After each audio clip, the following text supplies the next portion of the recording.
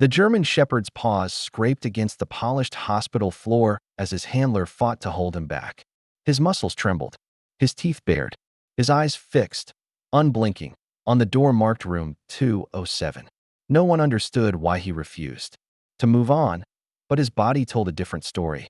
He could smell something the rest of them couldn't, something alive and wrong. Nurse Clara had been in this hallway for years, but she had never seen the K-9 unit behave this way. The handler whispered something to the dog, trying to calm him, but the animal's growl only deepened. The air felt heavier here. A faint, metallic tang clung to the back of her throat. Every instinct told her to turn away, yet something in her heart said she needed to stay. Clara was no stranger to pain. She had served 2 tours overseas as a combat medic before returning home to care for the sick. The battlefield had taught her to keep moving even when fear wrapped itself around her lungs. It had taught her how to stay silent when screams would have given away her position. But it had also left her with scars, both the kind people could see and the kind they couldn't.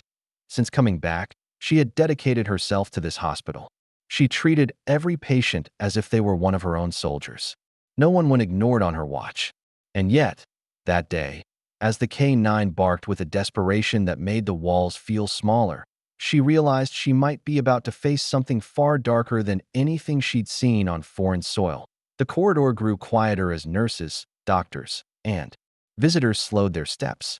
Some glanced at room 207, then quickly away, pretending not to notice. Others lingered for a moment, curiosity flickering across their faces before they, too, disappeared. Silence, Clara knew, was not always peace. Sometimes, silence was the sound of people deciding they didn't want to get involved. She approached the handler. His grip on the leash was white-knuckled now. He's trained to detect more than drugs, Clara thought. He knows danger before we do. The dog lunged again, claws scraping the linoleum. His body pressed toward the door like there was no barrier at all. Clara glanced at the door handle. It was slightly ajar, as if someone had been inside and left in a hurry. A slow, stale draft drifted out, carrying with it the unmistakable scent of antiseptic and something underneath it, something foul and damp. She remembered the words her old commanding officer once told her. Sometimes you don't wait for orders. Sometimes you act because no one else will. Her hand pressed against the door. It opened with a reluctant creak. The room was dim, curtains drawn. The heartbeat monitor at the bedside flashed a green line, but the patient was nowhere in sight. The K-9 forced his way forward, nose to the floor, tracing an invisible path to the bathroom door.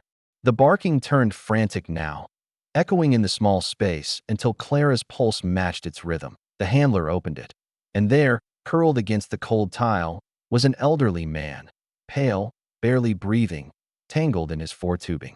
His lips moved soundlessly. One arm was bruised, as if someone had gripped it too hard. The medical chart at the bedside told a different story than the one in front of them. Clara's breath caught.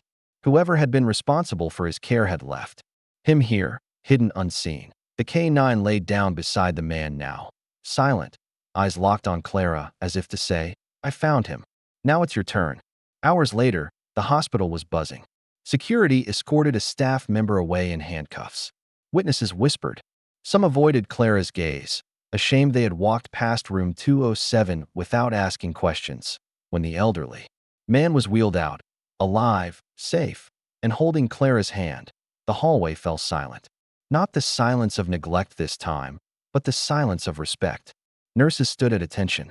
Even strangers pressed a hand to their hearts. Clara didn't speak. She didn't need to. In her eyes was a truth that would stay with them forever. Real courage is quiet. Real heroes don't ask for applause, they just act. As the K-9 sat at her feet, tail gently thumping against the floor, Clara thought of another line she had once heard. Sometimes the loudest voice in the room is the one that refuses to stay silent in the face of wrong. That night, room 207 was just another hospital room again. But for those who had seen what happened, it would always be the place where silence was broken and a life was saved. And somewhere, deep in the quiet of the hospital, a dog rested, knowing his work here was done.